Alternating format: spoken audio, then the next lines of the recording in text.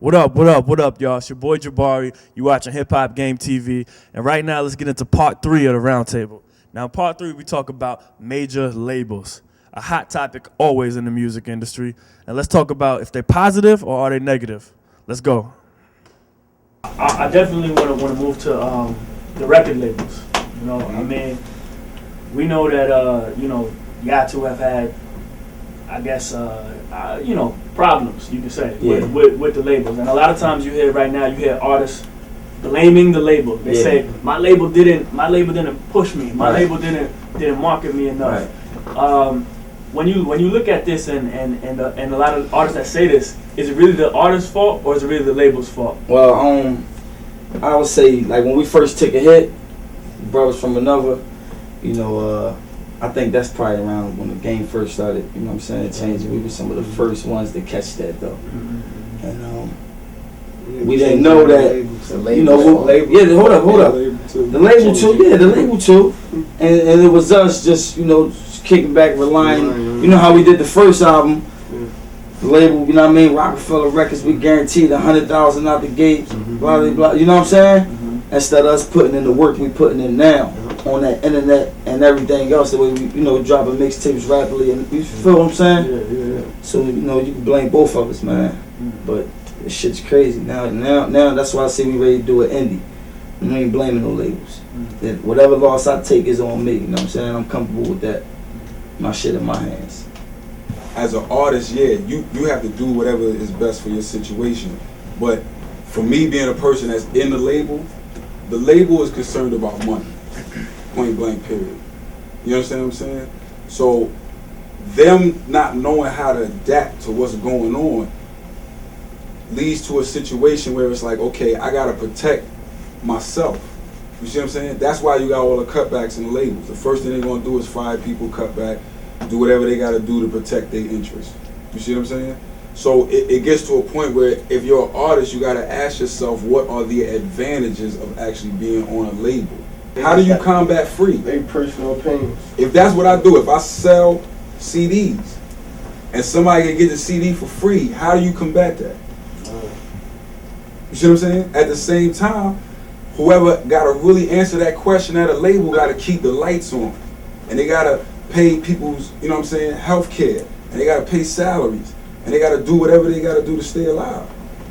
So you can sit on the sideline and make an opinion about it, but whoever is really their decision to make sure that go down is going to make certain decisions to make it be able to operate. You see what I'm saying? So then you have to really question, what happens. You can only predict the future so much.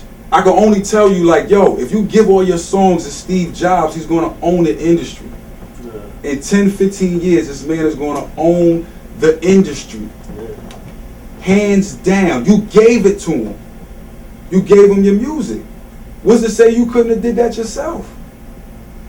It's just a website. You see what I'm saying? But when you freely give up your music to this man. Now, I'm an Apple user. I have been for years. I understand. I see where Steve Jobs is going. You see what I'm saying? But in 15 years, everybody going to buy their music off iTunes. Yeah, I mean, they're talking about... You don't even got to give content. You know how much of a hustle that is? He don't even make the music. That's all he got to do is have a site running and he make money. You supply the content. The labels gave that away to this man for free. And it take away... Here's the real deal. Like, let's break it down for real. If you looking at iTunes now, right? And I can go on there and I can buy this song, and this song. That means I break down your album.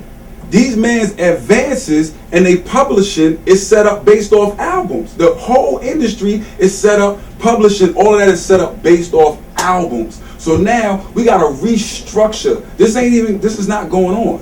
But you have to restructure the whole industry to base it off songs now because the publishing deal don't make sense the way that it's structured.